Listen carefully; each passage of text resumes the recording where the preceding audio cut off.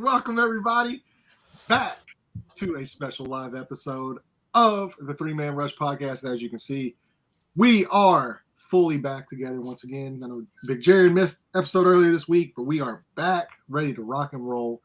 And it's our favorite episode of the week that we love to do, and that is the DFS Smash or Pass for week 2. Obviously, can't do the DFS without our DFS guy. So, Big Jared, glad to have you back here. And special shout out to every single person that blew up our last video there, part 1 of our week 2 preview.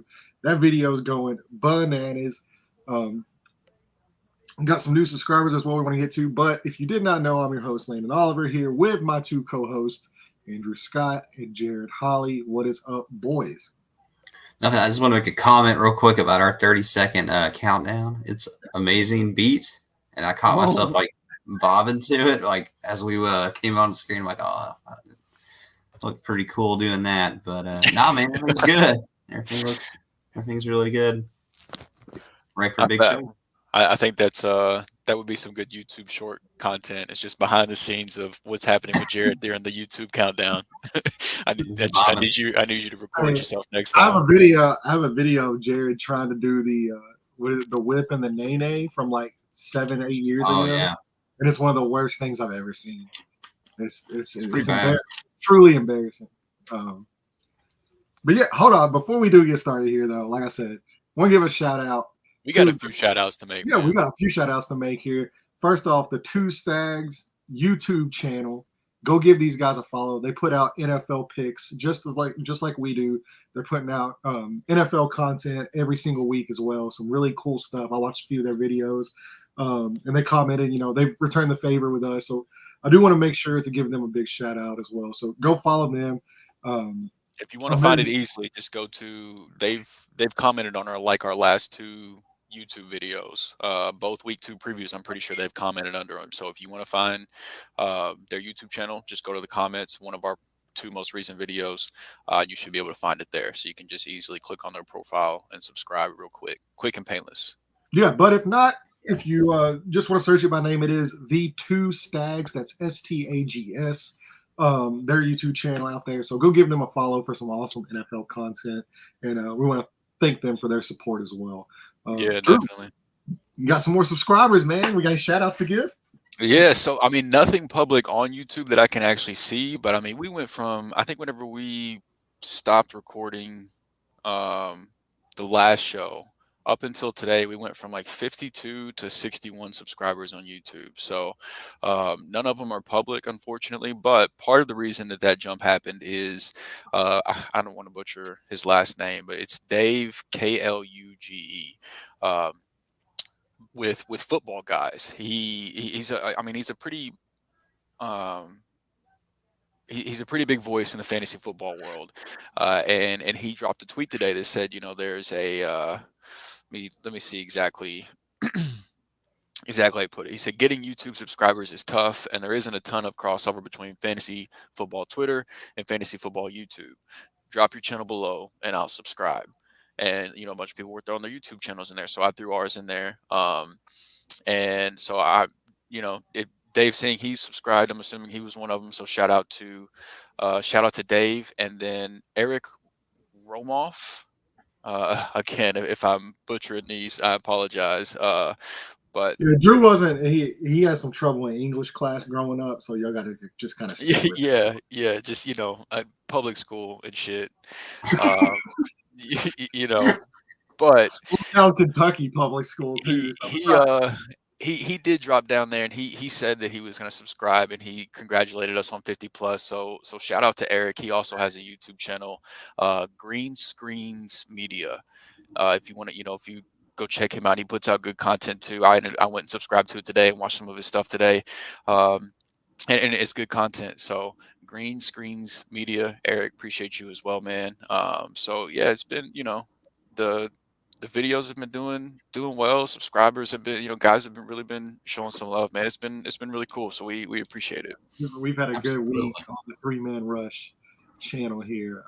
It's been awesome. And we didn't get canceled after our week 1 DFS show, so it's been a solid week for sure. Yeah, I think luckily most of the cancelable stuff came after we hit in broadcast, thankfully. So we're still a little bit professional. Nothing's ever going to beat, like, I don't know, we didn't get canceled for the Dead Wrestler of the Week segment we used to do. Like, whenever we did the wrestling show, that was a pretty That was 5 years ago, so things are no, it's longer than that. Oh. it's a lot longer than that. Yeah. We used to do a segment. So me and Jared, we used to have a wrestling podcast that we would do. We're big wrestling fans. And we used to do a segment called Dead Wrestler of the Week, where we would highlight a wrestler that had died, and we would talk about him a little bit, and there would always be some jokes thrown out. It was always funny. Ted DiBiase to be a candidate this week with his. Well, he's not dead, but his career. He's dead to a lot of people right now. Yeah, man. We were talking yesterday about the Brett Favre thing, and I was like, "Don't meet your heroes, kids." Good Lord. Jeez. But man, so if you guys don't know what we do on this show, what we normally do, we kind of just hang out, have some fun. Guys join live; they're able to leave comments. We'll talk to you a little bit while we also build DFS lineups for the week. In the Smash or Pass, what we do is we come together as a consensus, as a pod. We give you one smash play for quarterback, running back, wide receiver, and tight end that we really like on the week. We're going to build a FanDuel and Draft Kings lineup for us. And, hopefully win some money along with you guys. Get your chance to play along with us, what we're playing on the week.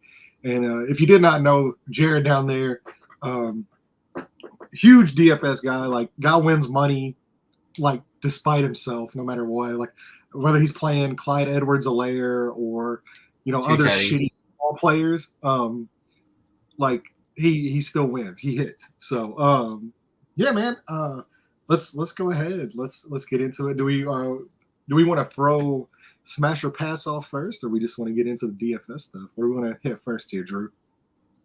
Yeah, hey, let's just go. I mean, we're basically talking about these guys in terms of their, how much we like them for this week, so we can lay out some guys that we like for the week, and then that lead us right into throwing those guys into some lineups.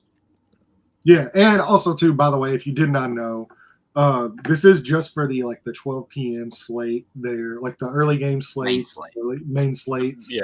So so not necessarily won't be any Sunday night football or Monday night football.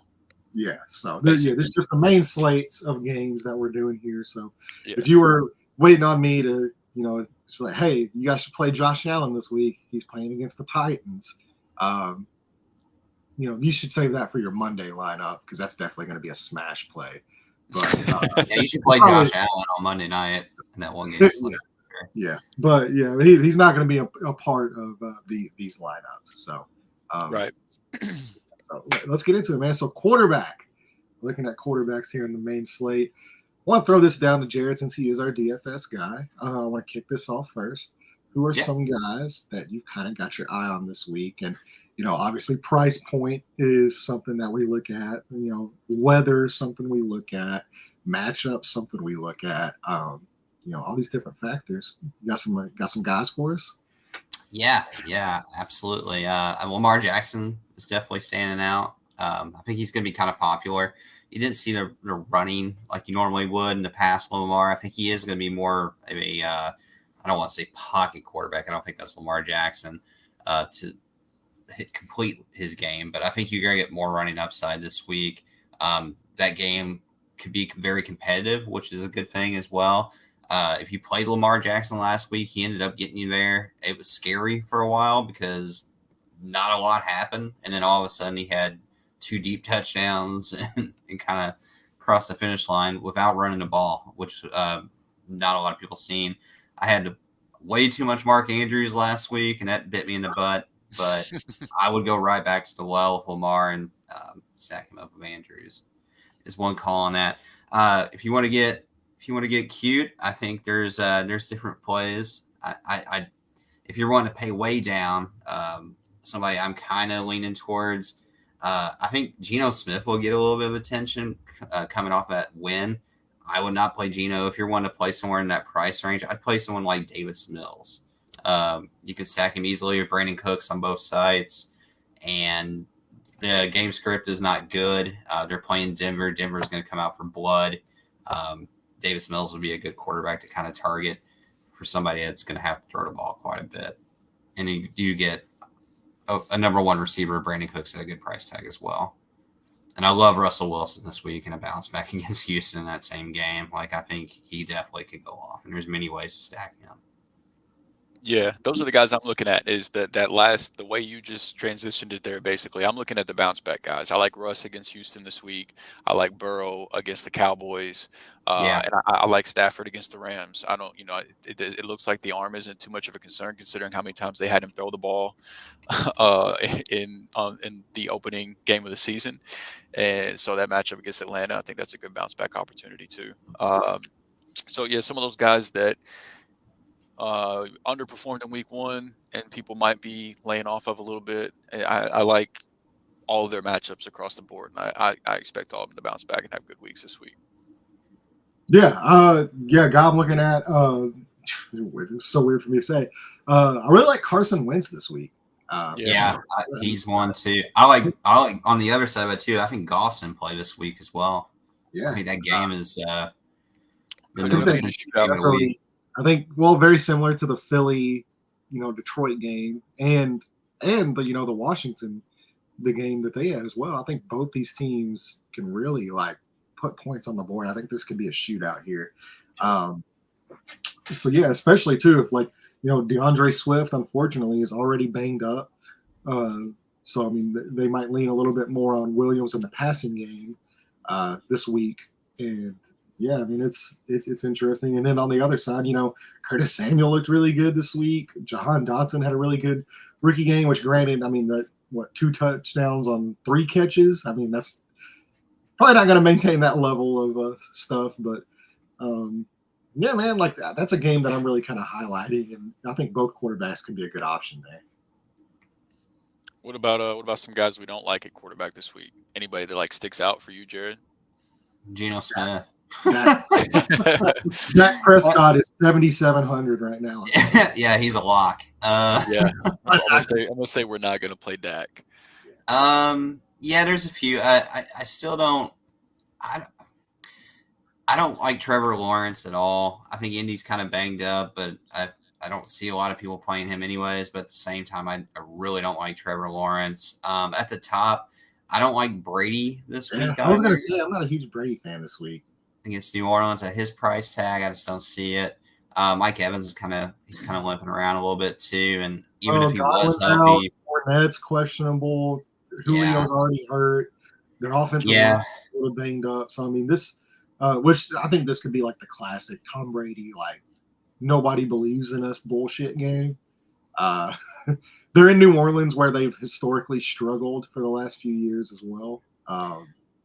So I mean, it's that game is interesting. I'm not paying $8,000 for Brady though. This week, I think that's kind of where we're at. It's not necessarily saying he's going to be a bad quarterback, but I mean he's the third highest, highest value quarterback on the week. So yeah, I'm nervous about the quarterback on the other side of the ball too in that game. With Jameis, yeah, he had a good week too, but Tampa's defense isn't a joke either, man. So I think that could just be an overall low scoring matchup in general. But Jameis had, Jameis did have a good week 1 though. So I think people might be tempted to roll him out there this week, especially since the price point isn't that bad. Was he 7,200 on FanDuel? So, but he does make me nervous though. But it won't be, it's not an expensive mistake. But I think it could end up being a mistake. But yeah, I don't know that one. But that one makes me a little nervous. That game and the Indy Jacksonville game. I was actually gonna highlight Matt Ryan. You look at Jacksonville for a matchup, and you would think that's a plus matchup, but that makes you, especially if there's no Michael Pittman. If there's Michael Pittman, I wouldn't be as worried about Matt Ryan. Well, and Michael Pittman's out, Alec Pierce, who was their number 2, is out. He's out as well. On top of that, and they rolled Pittman out officially. Not officially. I mean, it's not official. I mean, It's expected though, right? No, Yeah. I don't even think it's expected. He didn't practice. Well, yeah, I think Frank Wright today said like he's optimistic that Pittman will play, but even then, he's like if he's banged up, I do think like there's a guy that I'm like really like high on. Like I've been high on him for a little while, but Strawn, huh? Yeah, Drew already knew. It's Mike Strawn, man. I think this guy, like, I think he could be a big option. I think he's finally going to get his opportunity. He can break through, but as far as DFS plays, man, yeah, I'm staying away from that game completely. In DFS. Yeah, I think that's. I agree. I think if you take it, well, we'll get there when we talk about other positions, but.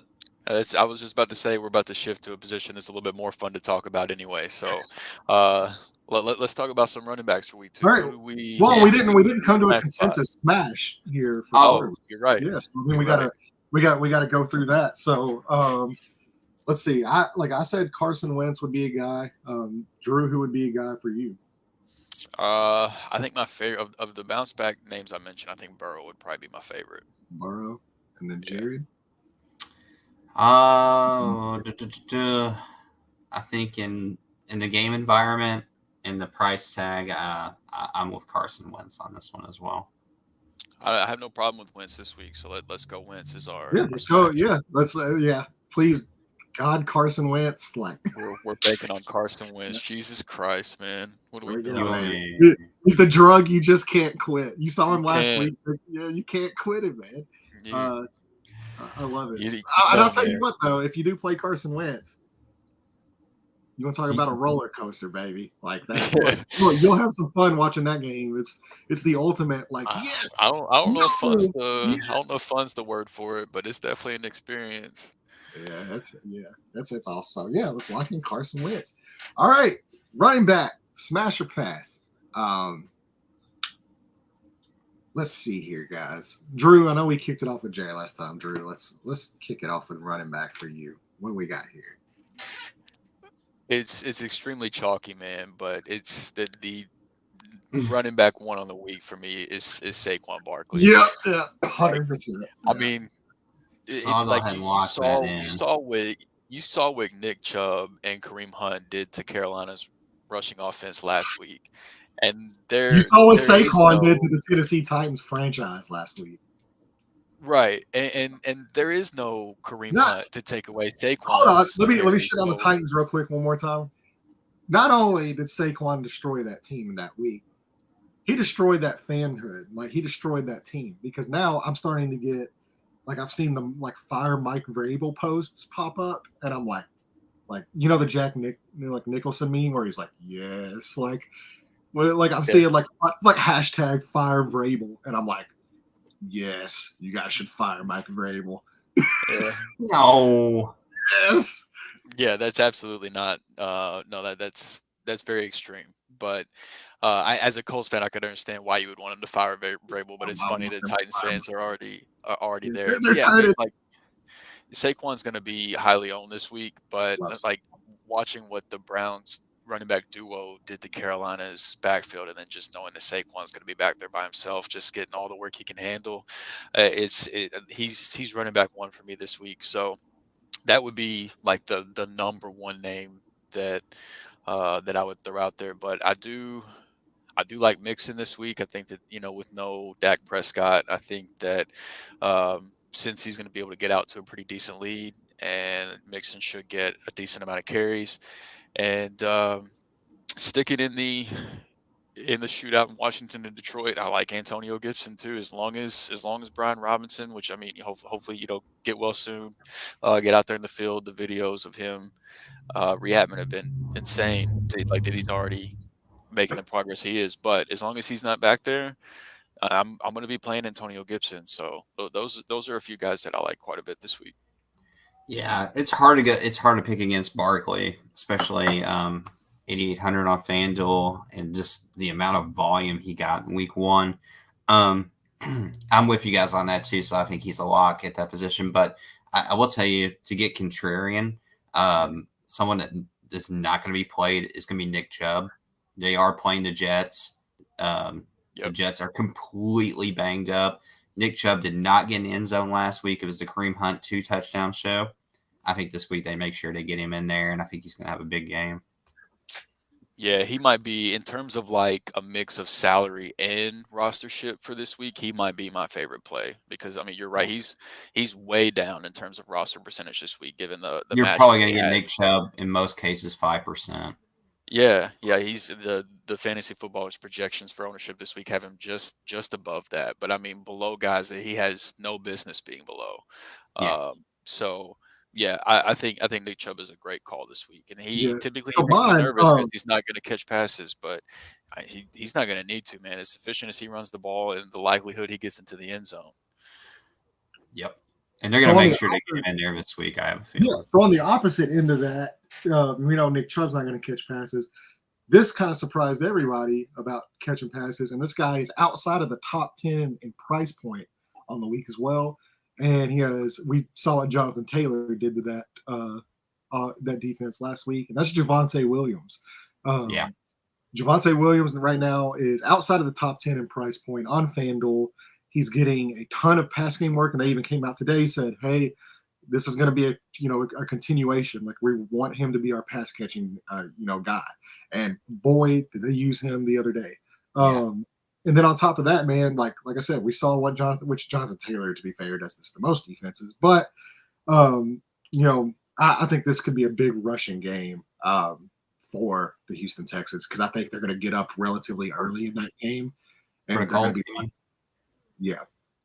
No, I'm saying like you mean the Broncos. Yes, the Broncos. Yeah. You said the Texans. You said the Texans, and Jared thought you meant yeah. Yeah, shit. Here we go. All right, but yes.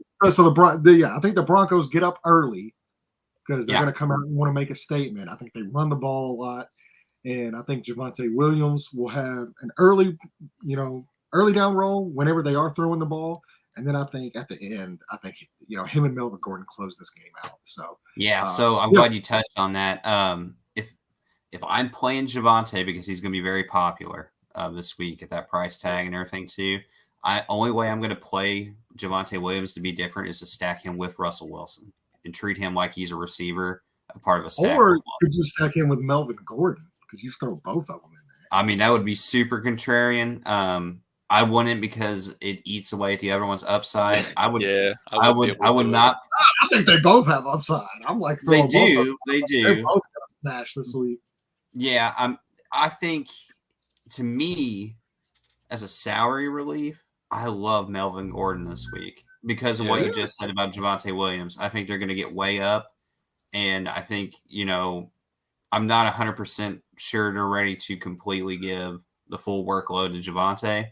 I don't think they give the rushing workload for sure. I don't think that's a thing at all. And I can see Melvin get in there at $6,000 on FanDuel when a site that touchdown means everything.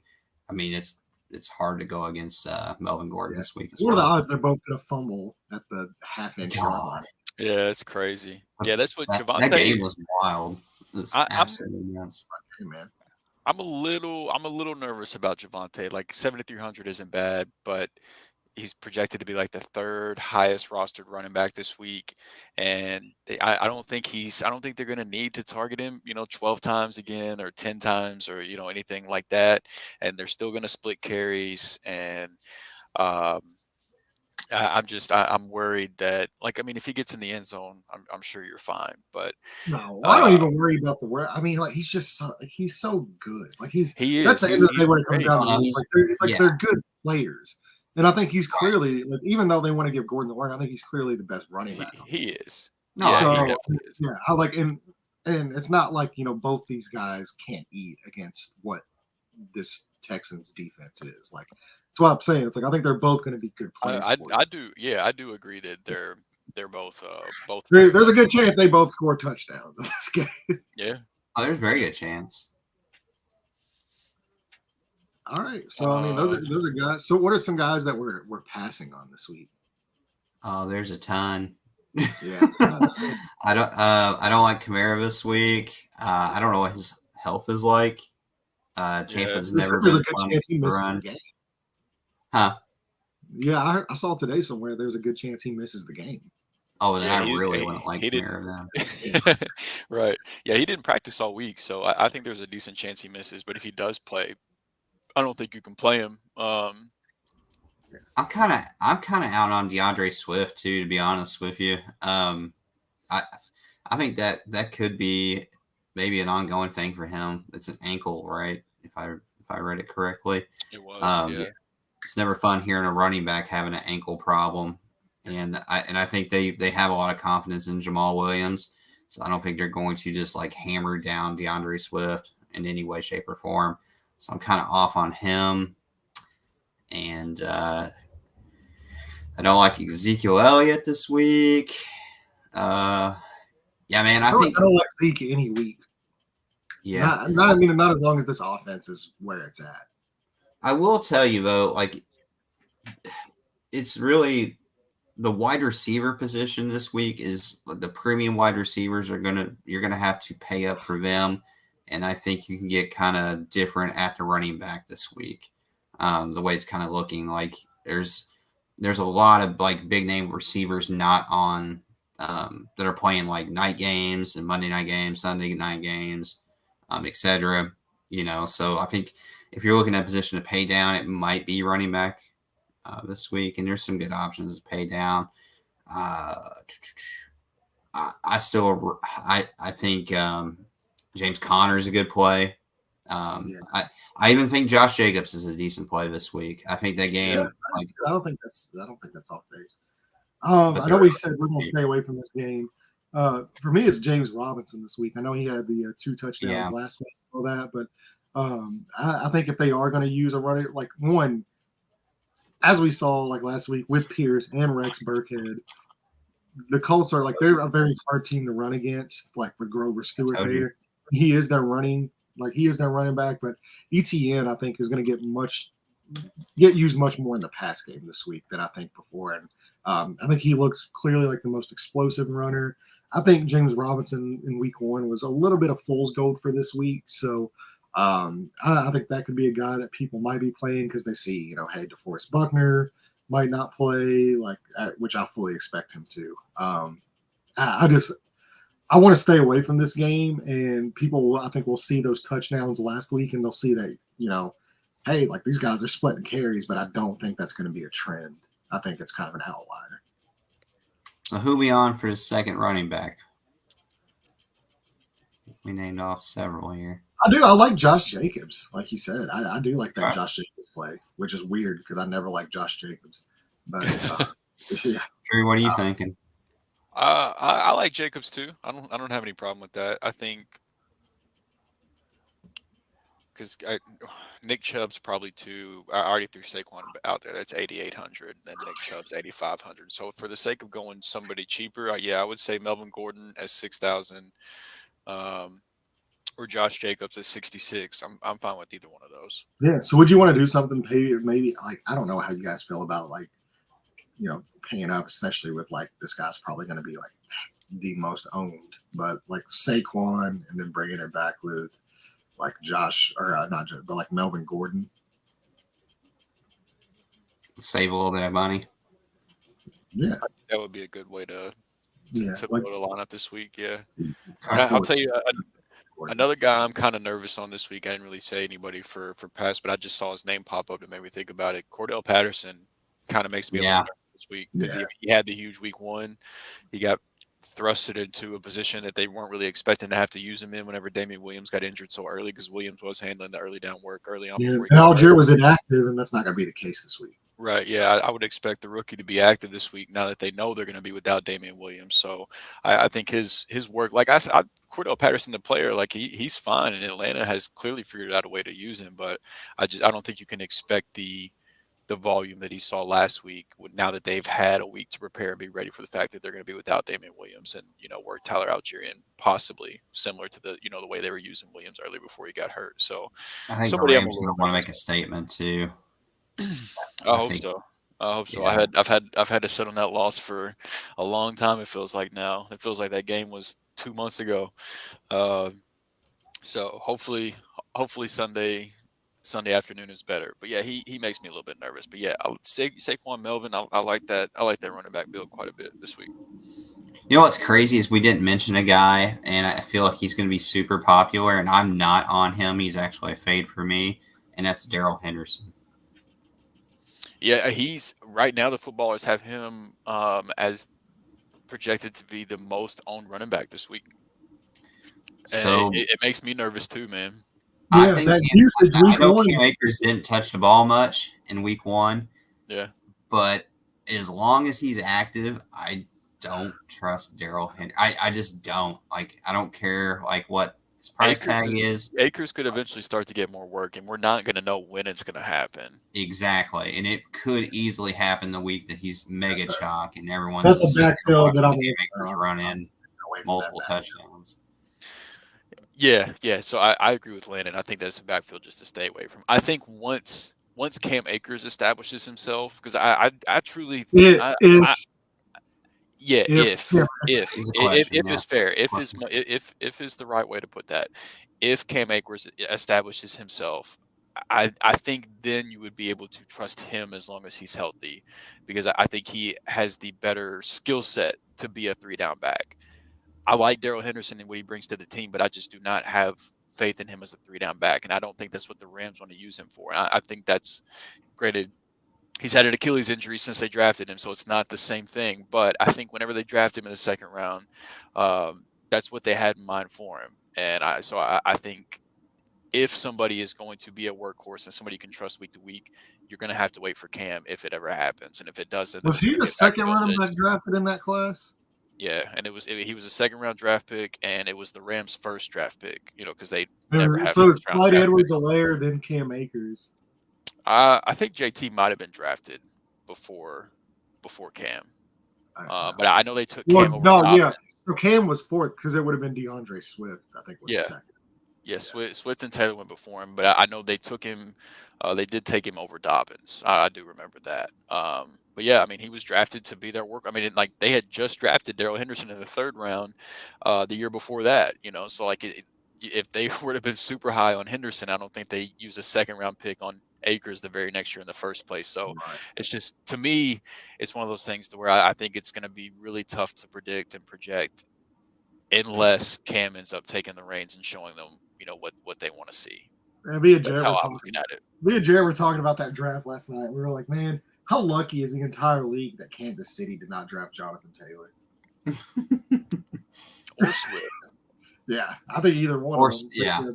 Specifically, JT. Incredible. I mean, Swift looks good, but Swift's always kind of banged up. Like that's his. Yeah, I'm just like obviously very clearly JT is the guy. I'm just saying. I was like, man, with how just imagine how the Kansas City team with Jonathan Taylor. Yeah, like imagine him using Swift in the passing game. Like, I mean, like either one of those guys would be unreal. And just thank God that they didn't do that. Yeah. But yeah, no, Jared, I think that's a good point, Jared, because Henderson's price is really low this week, and he's a really popular play, and it's a really good matchup, and it very well could end up paying off, but it definitely doesn't feel as safe as his rostership would make you believe it should be. Look, it's a chalk donkey move in my opinion. Yeah, when I'm definitely, obviously I'm going to be paying very close attention to that one because I'm really curious how that works out too, because I'm considering starting him in a season-long league this week, and I'm nervous about it. Yeah. All right, so we go Melvin Gordon. Was that our second? Right. Saquon and Melvin, our two running back smashes this week. I like it so far. Yep. All right, let's talk receivers. All right, yeah, let's get into receivers here. I'm gonna sneeze real quick because I just got fucking sneeze. But you guys go ahead and start hitting the receivers. Do you want me to go ahead and just go ahead and complete our Carson Wentz stack, because I got a guy already that I like. Let's see. I really like a guy from Washington this week too. So let's see if we're on the same page. So I do want to spend up a little bit. I want to go Terry McLaurin. I agree. Yep. That's the one that I want too. I think people are going to completely sleep on Terry McLaurin, and he was the wide receiver 3 on this team last week. So, Yep. yeah, I agree. I agree. I don't think he's going to get steamed. I think you're going to get him at pretty low rostership in a game that's projected at 50 points, which is one of the higher scoring games according to Vegas this week. So I'm all in on Terry McLaurin. Yeah. On the flip side of that too, if you wanted to keep in with that matchup, I do like Amon-Ra St. Brown a lot this week too. Oh, that was the guy I was going to highlight. Yeah, I'm with it. I think Wentz, McLaurin, bringing it back with Amon-Ra. I'm going to make things right from last week because I doubted the man last week. I was nervous about the matchup. I was nervous about Philadelphia's secondary, and Jared Goff and his hyper targeting and Amon-Ra St. Brown and his extreme talent did not care about that matchup. And so I doubted him in the tough matchup. I'm not going to doubt him in this cake matchup against Washington, especially like if he's lining up in the slot. I think Amon-Ra is going to be a problem this week. He is pretty high rostered this week, but for a good reason. You know, with where his price is at, yeah, he was going to be the guy that I highlighted as well to try to make things right from week one. So the two guys y'all brought up right here off the rip were two of my favorite plays this week as well. So we're pretty, and we just for the record, we didn't discuss a single bit of this before we hit go live like on this. This is all just off the cuff. That's what we do. Oh, yeah. So, I don't want anybody to think we like coordinated our picks before we hit start or anything. This is all just first time we've even talked about this stuff this week, really. So yeah, I like both of those plays. Anybody else that you guys want to bring up specifically? There is one other guy, and I know. Well, we got one more receiver spot to fill anyway. Yeah, I got one guy I do want to bring up. This is a guy that I've been high on all off season. It's a guy that we talked about last week too, and he had a pretty damn good game. I know we said we wanted to stay away from this, but I like Christian Kirk a lot this week, man. I do. I think Christian Kirk. He's just a target hog in that offense. Now Kenny Moore's banged up. Not only that, but Kenny Moore was healthy. The last time they played in Jacksonville, they picked on him. And then on top of that, they picked on him last week. He gave up, I want to say 2 touchdowns, 1 or 2 touchdowns. Like it was something like that. Like he did not play good last week. Now he's hurt. On top of that, and now he's got to go against Christian Kirk, who absolutely smashed last week. That makes me really, really nervous for the Colts in general, and it makes me really high on Christian Kirk. So I don't like Trevor Lawrence. I don't like James Robinson. I don't like any of these guys, but I do like Christian Kirk a lot this week. Yeah, he was highly targeted in that last game. I think it's a great pick, too. He's going to be popular. Christian Kirk's going to be popular. But the one thing I wanted to touch on, we keep on talking about ownership and, people that are new to DFS. It's fine to play what we call chalk, like guys that are popular, but you want to get different. Absolutely. So, but you want to get different. And that's where, so far this lineup that we've constructed, I feel like Terry McLaurin, Melvin Gordon are going to be different. I think Carson Wentz will get a little bit of ownership, but nothing crazy. So I'm going to give you guys another one that's outside of 10% and the second lowest, or I guess the second highest rostership on his own team. And I'm going to kind of go against myself because it's the guy that whenever you were saying, who's going to be the wide receiver one for Denver this year? My pick in the offseason was Jerry Jeudy. But now Jerry Jeudy is only $500 cheaper than him, but he's damn near double the ownership projections this week. And so give me some Courtland Sutton against Houston this week too, man. I think it's Jeudy is my favorite of those two guys, but I do think it's going to be a lot of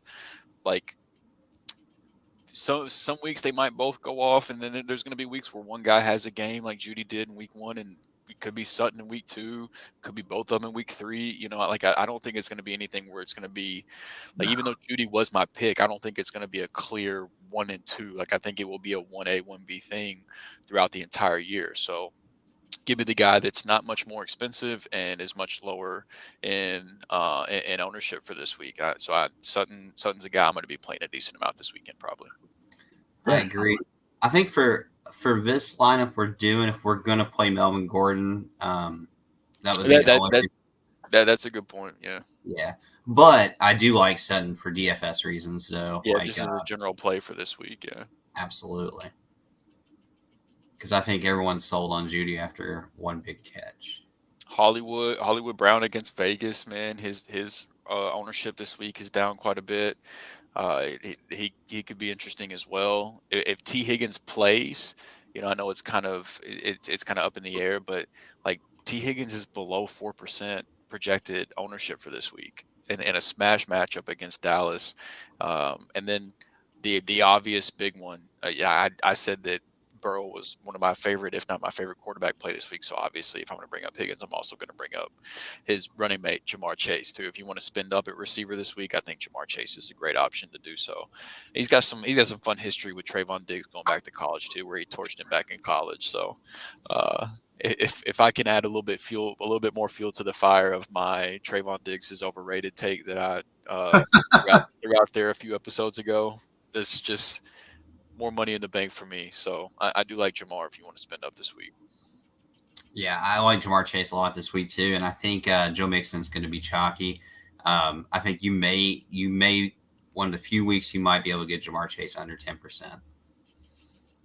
Yeah, he's like right on that line right now for projections for ownership. So yeah, I mean he's definitely well below like Devontae. Like, and I like Devontae Adams a lot this week too against Arizona. Like you saw what what Kansas City did to Arizona secondary. Like I think Adams is projected to be the most owned receiver this weekend, but I mean for good reasons. Like he's going to absolutely shred that Arizona secondary. So, and I think that's where you can get completely different playing Jamar Chase too, because their price points are so close together. Right. Yeah. And like you could. I mean, you're going to take half the ownership that Devontae Adams is going to get by playing Jamar Chase, who I think has a better quarterback than Devontae Adams. I don't know if the situation's better this week, but I definitely would take Burrow over Derek Carr. And I think Carr's a good quarterback. But if you want to be different from Adams, there's a guy.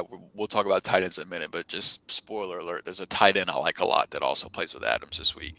But yeah. I read if you're into narratives, I did read something today on the internet. I don't know how true it is, but apparently, supposedly, this is the first time Devontae Adams has ever gotten to play in front of his grandmother in person in Arizona. So there's the whole like family narrative there too, and the matchup, and the fact that he got like 75 targets last week. So he's going to eat. Yeah. Like, there's no doubt about it. Huge roster percentage this week, but for good reason.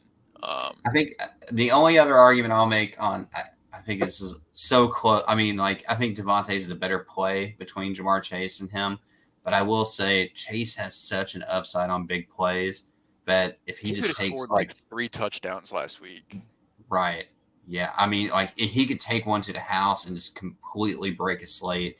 And if you have that happen at that low of ownership, and everyone's playing Devontae Adams, and if Chase can outscore Devontae by 6, 7, 8 points, then you just have such a leverage spot by being different in that spot right there.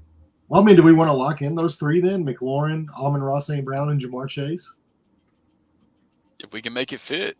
I like that a lot if we can make it fit. I think we can so if we do that, let's go ahead and just put in a defense. I think we kind of feel the same way on this too, and like it's the stone minimum. How do you guys feel about Jacksonville's defense?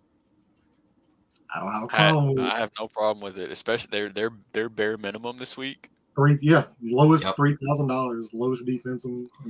Yeah. Our average remaining salary is about $5,900, and we got 2 spots to fill with Jamar Chase in that spot. Yeah.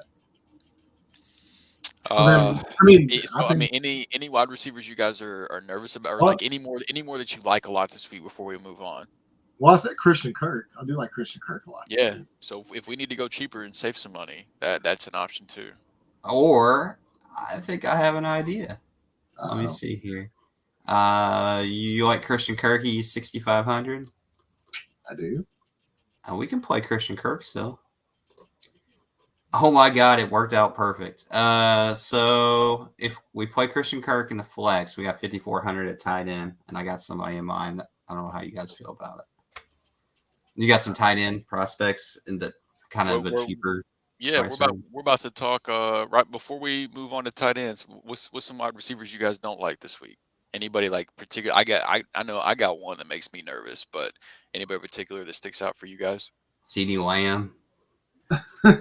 CeeDee's a tough one for me, man, because like literally his last 100-yard game came last year with Cooper Rush at quarterback. Like that's the last time he topped 100 yards, and like there's feet to the fire of Kellen Moore. Like McCarthy's throwing him under the bus, saying he's got to call better plays. Like, and I don't know how you don't scheme up easy touches for the best pass catcher on your team, but he's got fucking Cooper Rush throwing him the football though. But like I said, that was the last time he broke 100 yards was last year with Cooper Rush. So like. But it is Mike and nobody's gonna play him this week because of all that, you know. So it's like CeeDee Lamb is really like, I like CeeDee, so I've got that going on too. But CeeDee Lamb's really tough for me this week because nobody's gonna want to play him. And the last time he crossed the century mark was with this guy at quarterback, and you know, so I'll tell you who I'm out on, man. I'm probably not gonna play him, but I think the Cowboys are a mess. They looked awful with Dak. Yeah. I'll tell you who I'm out on though. It's Michael Thomas. That was my guy. That was the I'm out on that game for the most part. I don't even want anything to do with that game. And then on top of that, man, like he really was only targeted in the red zone, and like he had those 2 touchdowns made his week. Outside of that, like he was borderline like one of the worst plays. So, which I mean, like that happens. It is what it is. But I would like to see him get more, which they might be easing him in. But Jarvis Landry, Olave, like there's a ton of targets to go around in that offense. And like it's not just the Michael Thomas show anymore, where this guy's getting 12, to 15 targets a game. That's not going to happen. Now, the red zone usage is positive. Like you love to see somebody, like you like to see him get looked at in the red zone. But it's a tough matchup. I don't like the game. Like I'm out on Michael Thomas for this week. Agreed. One other positive before we move on, and I hate being positive toward the 49ers, but I feel like I need to bring this guy up.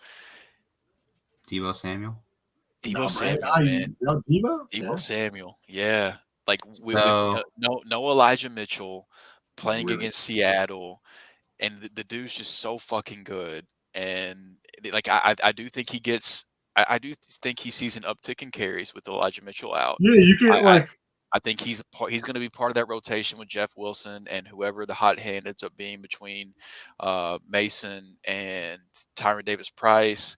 But like I think Deebo is going to be involved in the running game a little bit more than he would be if Elijah Mitchell was healthy. And then on top of that, he had a decent amount of targets even in that awful weather in Chicago.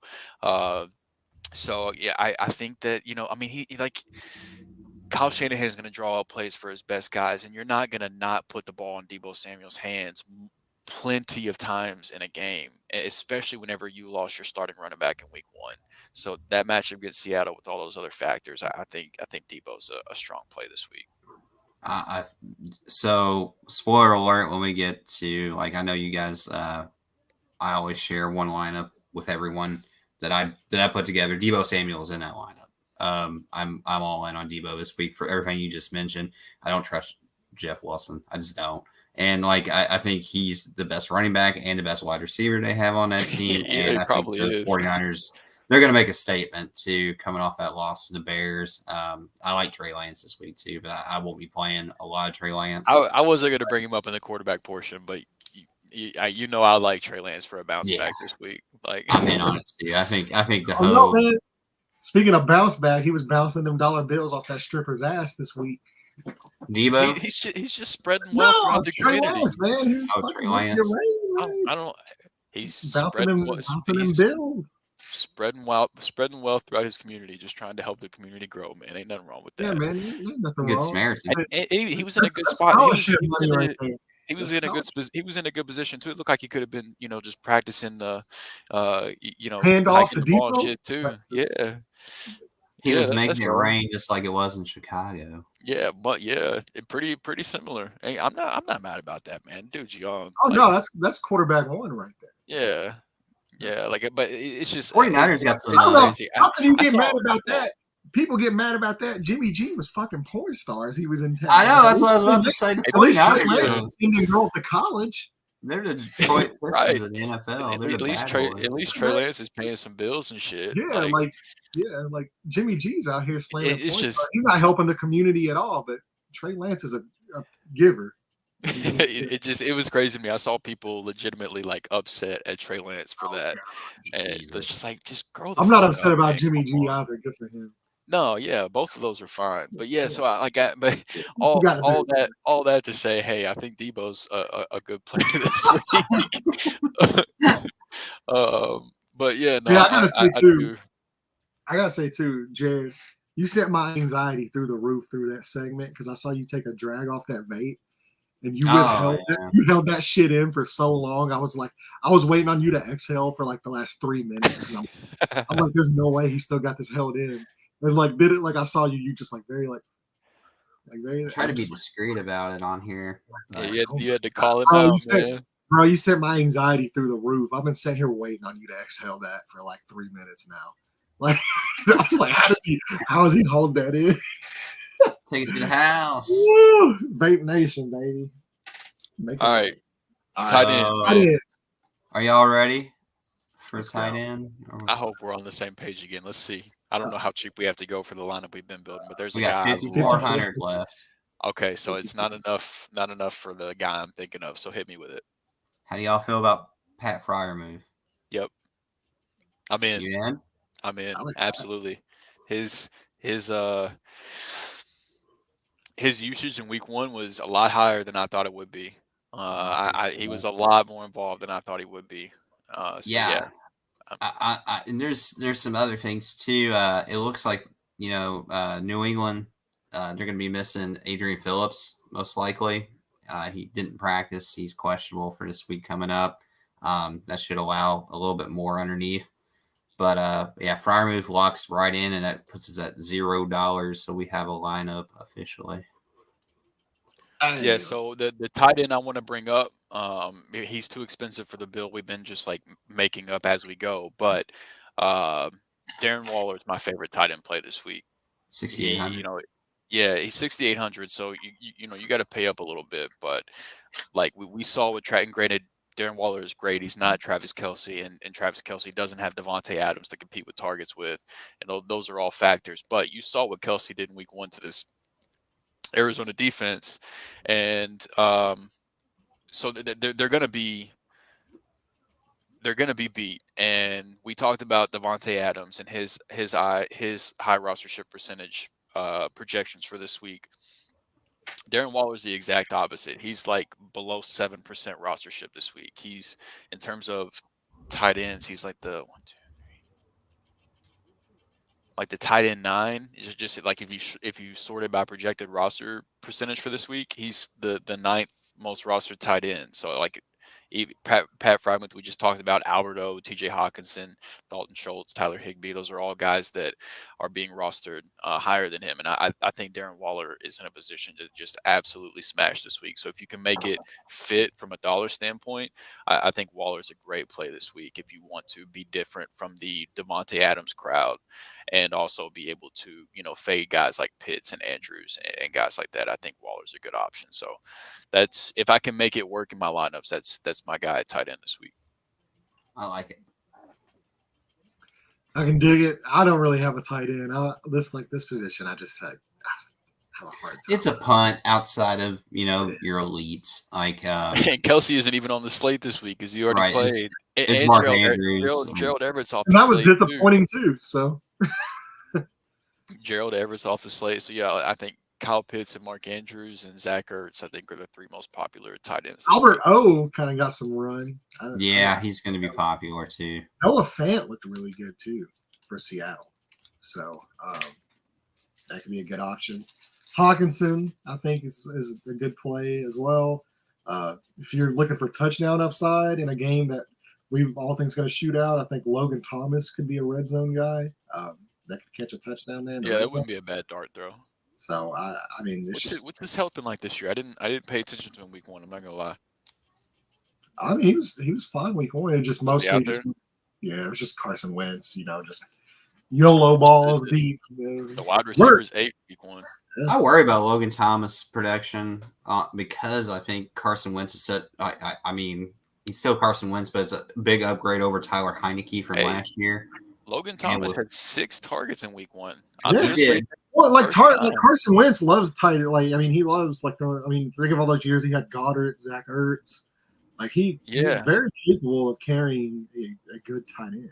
So. Well, I mean, just to your point, I didn't realize he was that involved in week 1. So I mean, like knowing he saw 6 targets in week 1, and now he gets to play in what we think is going to be a shootout. I don't think that's a bad dart throw at tight end at all. I like that. Yep. I think Hockenson might be a little popular this week too. He's up there. He's just below Dalton Schultz and Tyler Higbee and Zach Ertz. I don't want Dalton Schultz. I don't want nothing to do with Dallas, man. I'm sorry. Until they fire Mike McCarthy, man, I'm staying out of that. It's hard to sign up for anything with Dallas right now. Yeah, it really Which, is. of course, we say that, and this is going to be the week Cooper Rush comes out and they throw 300 yards. And it'll be the thing that sucks about it, man, is Zeke looked really good on the ground last week. But now it's like, that Cincinnati's going to be daring Dallas to throw the ball. So, like, it doesn't matter if Zeke was running for 5 a carry. Like, now you got to worry about them just completely focusing on the run and asking Cooper Rush to beat them. We think they get beat down, too. So, I mean, I don't know how much opportunity there's going to be for a run game, Right. Yeah. It also comes down to, like, this. I mean, it's a 1-week basis with DFS. Would you rather play Melvin Gordon at a cheaper price tag than Ezekiel Elliott? I think I would. I would too. Just the game environment and the ownership's about the same too. We did our smash and pass here. So I'm curious to get into Big Jared's lineups of the week that he's put together here. He's put the grind in, so you don't have to. This one right here is the one we just put together. So I've already locked it in, man. Okay? All right. Since we built that one like as we were going. By the way, too, if you're looking at Jared's balance and you're like, why do I trust this guy? He has 3 cents in his. It's because I loaded up on because he spends his whole balance every week. This is my rec money. Recreational. This is my going to the movie funds and stuff like that. So, all right. So I can tell you already. You guys are going to puke on my quarterback choice of the week. I'd rather watch football. Right. We're gonna puke at your quarterback choice this week. You're gonna puke at it. All right. Let's see it. No. Are you ready? Oh man. A Baker stack. Oh man. So they're playing the Giants. I think the Giants are coming off an emotional win. The Giants are pretty beat up right now too. They had quite a few injuries going into the week. So I think it's a Baker bounce back. And like he's 7,000. Triple B, big baller brand, Baker bounce back. Jerry just coined a freaking term. Like, you need to trademark that before Baker Mayfield steals that shit. Yeah. And then let's stack him up with some DJ Moore here. A Baker bounce back. And then let's see. So, man, I'm so fucking nervous already. Yeah, because I don't like DJ Moore. Hey, I like the Nick Chubb play. Okay, so and then I was already on Melvin Gordon. Like I really feel like that is the right play in that game. Sticking to a lot of our rostership that we built already. It's a very unique lineup so far. Well, I'll say this too. To Big Jared's credit now here, I will say this. I watched a guy win $1 million with Brock Osweiler as his quarterback. It wasn't me winning $1 million. No. But I'm saying for DFS purposes, it's one you never know. Okay, yeah. So like let's never know. Yeah, so let's chill out on the Baker hate here. All right, boys. I'm not necessarily hating on Baker. It just makes me nervous as shit. He makes a cute test. So we got some Baker Mayfield at quarterback. We're gonna stack him with DJ Moore. I like that. So I think DJ Moore, he didn't have the targets last week. I think Robbie Anderson had the big one. I think it's a bounce back for DJ Moore. I think they're going to come up with some creative plays for him and everything too. Maybe run him a little bit. They've done that in the past. I think he's going to bounce back, man. I think he's going to have multiple touchdowns in this game. We're looking at 20 points at that price tag is what I'm kind of aiming at 7K. It's a good matchup. I think the game hopefully will stay close too. So there's some good things with that. To get off of the Saquon chalk, I'm going with Nick Chubb. I think it's a similar workload and a better game script, better opponent. Anyways, with the Jets got destroyed last year on the ground. I think last week, Baltimore, their run game, it was a question mark who they have in the backfield. There's no question mark who Cleveland has in the backfield. It's Nick Chubb. I think Melvin Gordon's going to steal a couple of touchdowns in this next game against Houston, another team that struggles against the run. I think a lot of people are going to be on Javonte Williams. I think it's still a split backfield. You're gonna get some leverage by playing Melvin. Yeah. Terry McLaurin, we touched on it. The game environment's amazing. Under own. I love the receivers you got in this build. Oh, I love it. Even looking at your flex as well, those receivers you've got in this are tremendous. Yeah, and I'm not a big DJ Moore guy, but I like DJ Moore the player. He makes you nervous for fantasy on a week-to-week basis. Yeah, but Terry McLaurin's in a smash spot, Amon-Ra St. Brown's in a smash spot. Debo, we just talked about Debo. Yeah, I think if DJ Moore is your fourth wide receiver, you're doing all right. Yeah. Right. So at the end of the day, it's wide receiver one, wide receiver one, wide receiver one, wide receiver one, and then running back 2 in a split backfield. So this lineup, it's stud.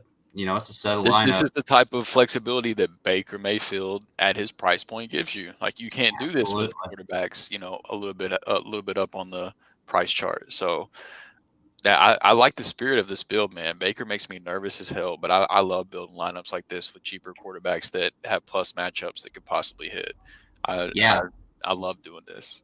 So lastly, one build I had was, and it worked out really well, is I played Marcus Mariota. I played him a lot last week. And he got right at 20 points. That's what I needed him to get at. He was under 7K. Obviously, I felt like that was a great play because of the running upside with Mariota, and he got a rushing touchdown, which saved the day for him because otherwise he would have not got to where I needed him to get to. But with Carolina and the Giants both not having great defenses, I think Baker's going to be forced to throw a little bit more. And I think DJ Moore is due for a bounce back game as well. And plus, it'll give people something to talk about on Monday. But yeah, that's what I'm looking at. Baker, Nick Chubb. Baker, the same thing too. I know we got DJ Moore in this lineup, but let's not forget, man, he's got Christian McCaffrey in the backfield who at any point can take a dump off screen pass 70 yards for a touchdown. And those are Baker points, even though he might not do anything. Points. You're absolutely right. I wanted to play McCaffrey in one of these lineups because I think he's still going to be popular, but I think a lot more people are going to be on Saquon more than they are Baker, just getting a little bit of a discount. And I think that's good leverage. If someone's setting the lineup, that's definitely a play that looks pretty good. But yeah, as of right now, if we're looking at this lineup, there's one guy that's chalk, and that's Amon-Ra St. Brown. This is a perfect big tournament, Millie Maker kind of lineup. Yeah. There's some dart throws on there. There's some, let's fucking do it, man. And plus, too, man, the reason why I love doing this stuff too. Sorry to cut you off, but we sit here on this couch, and we set these lineups together. Or you set these lineups, and we play them. And we're high-fiving over Baker Mayfield and Pat Fryer. Yeah. We're jumping up and down. It makes football so much more fun to watch. And I love doing this stuff with you guys. So it's always a good time.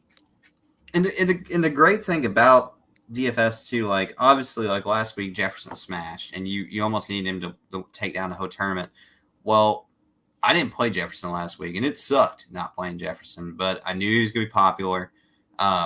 with the construction I had, I still had elite talent, and you believe in your process. Like all week, Landon was giving me hell about Clyde Edwards-Helaire, and I'm like, look, man, at the end of the day, it's a good game script, and he got 2 touchdowns. Like a lot of it is a dice, it's rolling a dice and kind of, it's gambling at the end of the day. But you have to, you're not playing against. You're not playing players. You're playing against the field, that's the best way to look at it. And you just find advantages that not everyone else is on. And you try to make the most of it. So realistically, Baker Mayfield may come in at like 2% ownership, and Baker Mayfield has won people $1 million in the past in tournaments. So it happens. It's always a biggest sell high candidate in fantasy football right now. Oh, we've already put this out on the internet, man. It's Clyde Edwards-Helaire without a doubt. Oh, easily, yeah. Yeah. You are a fantasy owner, huh? I saw that post. That guy was like, "Should I trade Clyde Edwards-Helaire for a 2023 first?" And I'm like, "Yes." You said my comment was, if you can get somebody to do that, then yeah. Absolutely. Yeah. But just because I like somebody for 1 week doesn't mean like for. This is a weekly game, not a season. Yeah. No, Jarrett McKinnon's still getting the majority of the red zone work. Pacheco's getting work too. Pacheco was a non-factor this past week too, just because the game was actually close. Isaiah Pacheco's another guy that's Pacheco this week. About that pass protection. It is nice to see a rookie do that. I love it. But Pacheco, if you look at his snap breakdown from week 1, whenever they blew out Arizona, the majority of his snaps came in the fourth quarter. So he had, but he scored a touchdown though, so he had some hype coming into week 2. But then, lo and behold, Kansas City plays a close game against the Chargers, and Pacheco doesn't hardly see the field. I think he had a handful of snaps. It's a 2-man committee with CEH and Jarrett McKinnon, but if you just look at the fantasy results, it looks like CEH is the guy, but the actual numbers behind that don't back it up. So he's if you can get somebody season long that you know how home leagues are with their running backs, man, and this guy started the year off on a heater. So if you can get somebody to buy in that CEH is the running back one we always knew he'd be with Kansas City, if you can get somebody to buy into that narrative, it might still be a little too early because there was so much stench around CEH coming in that 2 weeks of good play might not be enough to go against all the off season of everybody fading CEH. But yeah, if you can trade him for a decent package, I would definitely be trying to do that. Oh yeah, for sure. People are going to be extremely biased on certain things. That it kind of fades over to DFS in some ways, though, too. McLaurin's ownership is going to be low in one of the highest scoring games, and people are going to want to play Johan Dotson, which I don't think he's going to be extremely popular. And Curtis Samuel too. Curtis Samuel. Really so you got those two guys taking some of the ownership off of Terry McLaurin, who, in my opinion, is elite wide receiver. Oh, yeah, for sure. Yeah, absolutely is. All right, so Jared, you ready to give us a DraftKings lineup and bring this thing home for us? I won't have it on the screen. We've stated a few dozen times. We all kind of primarily play on FanDuel, but I do have a DraftKings lineup for everyone. It's similar to this one. The only difference is I've got Baker Mayfield again. This one, I wasn't 100% sold on this, but I do have Leonard Fournette. I think on DraftKings, I think he'll still catch some passes and get you some points. I wouldn't be surprised if he got in the end zone too. Yeah, and plus there's a lot of injuries in the backfield with Tampa Bay right now too. So in case he is rolled out, who's a guy that you would pivot to? There's a chance he will be. Let me pull it up again here real quick. I got it right here on hand. I would just hate somebody to lock in this lineup and then it's like, oh, by the way, he's out. So yeah. So actually, James Conner. I'd go James Conner. Oh my God! Actually, for scratch Leonard Fournette, go James Conner to begin with. CMC in the second running back spot. McLaurin, St. Brown, DJ Moore, Freiermuth. DraftKings is a lot tougher to fit in studs, so I paid down with Greg Dortch. So I'm taking 2 pieces from the Arizona game and hoping they just put up a ton of points. I think they're going to look to bounce back too. And then I've got the Cincinnati Bengals defense, 2,200 against Dallas and a backup quarterback. That seems like the craziest. They're going to be the chalkiest of the chalk defenses on DraftKings for sure. You have McCaffrey and DJ Moore in there? I do, yes. Okay. Just trying to get this set as well. I want to get rich, damn it. Who's the tight end we had? Pat Freiermuth. Pat Freiermuth. All right. Wide receiver 1 for defense.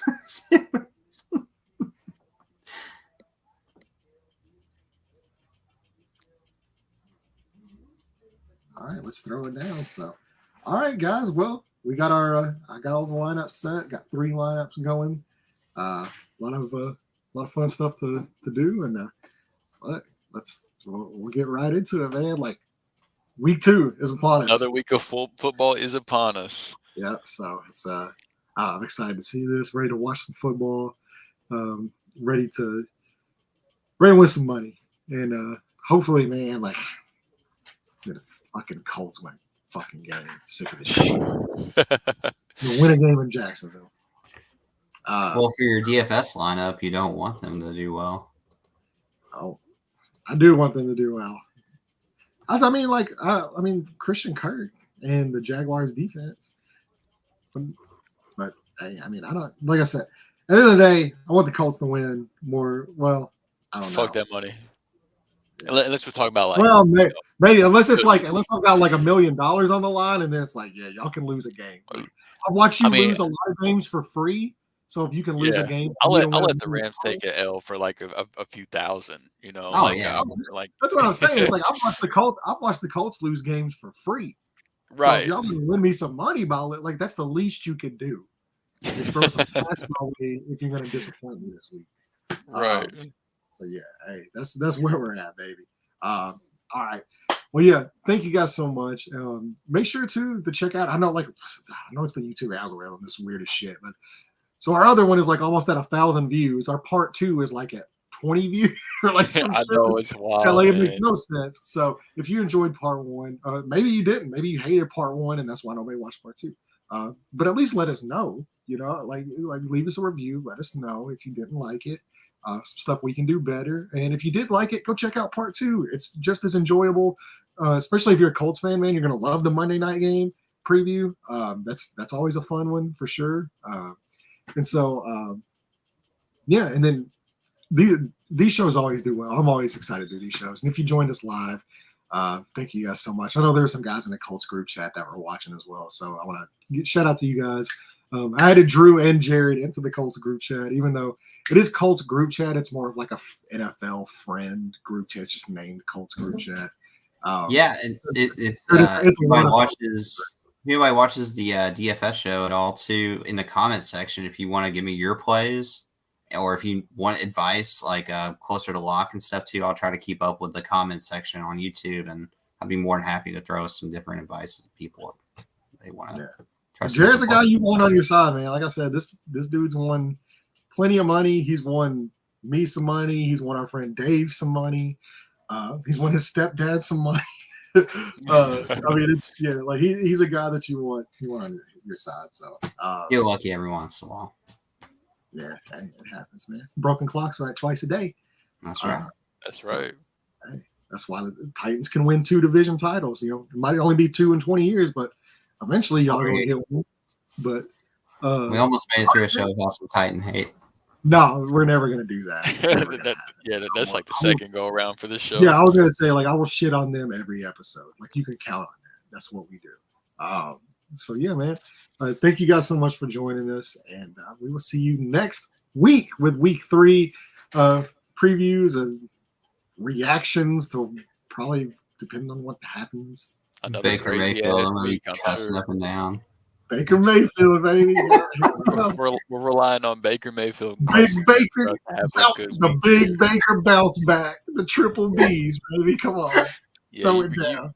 you really better copyright that shit, or that'll be on a Baker That t-shirt. will be on by a Baker Baker Mayfield hoodie if you do not copyright that. So, Good God. If he wins me a tournament, then I will buy a Baker Mayfield jersey and have it customized. Or it'll be BBB Triple Mayfield. B's. The Big Baker bounce back. That's what we're calling week 2. Big Baker bounce back week. So, all right. Thank you guys so much, and we will see you next week.